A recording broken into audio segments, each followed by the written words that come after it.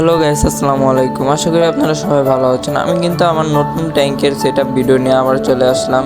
আমার এখানে কিন্তু 3টা ট্যাঙ্ক রয়েছে। এই 3টা ট্যাঙ্কের ভিতরে রয়েছে একটাতে প্লাটিগুলোর ভিতরে রয়েছে একটি মাত্র মাছ যা লোডেড।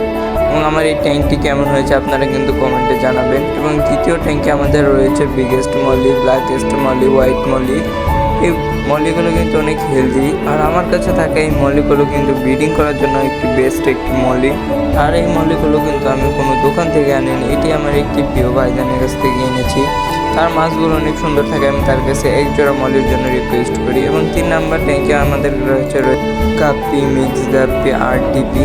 এখানে কিন্তু মাছগুলোকে দেখা না যায়, হাত দিয়ে কচুর পানাগুলোকে সরিয়ে দেওয়ার ফলে কিন্তু কিছু সংখ্যক গাপ্পি মাছগুলোকে দেখা যাচ্ছে। আমার গাপ্পিগুলোর কালার কিন্তু বেশি একটা সুন্দর না, কিন্তু এখানে আমার 6 থেকে 7টার মতো ব্রিডেড মাছ রয়েছে, যা 1 থেকে 2 দিনের ভিতরেই ফ্রাই ছেড়ে দিবে। আর আমার প্রত্যেকবার ফ্রাইগুলো কিন্তু অনেক হেলদি এবং পুষ্টিকর হয়। তো গাইজ, আমি এই ভিডিওটা বেশি লং করতে চাই না। আমার এই ভিডিওটি আপনাদের কাছে কেমন লেগেছে আপনারা কিন্তু কমেন্ট সেকশনে জানিয়ে যাবেন, এবং যদি ভালো লাগে তাহলে লাইক কমেন্ট করতে কিন্তু ভুলবেন না।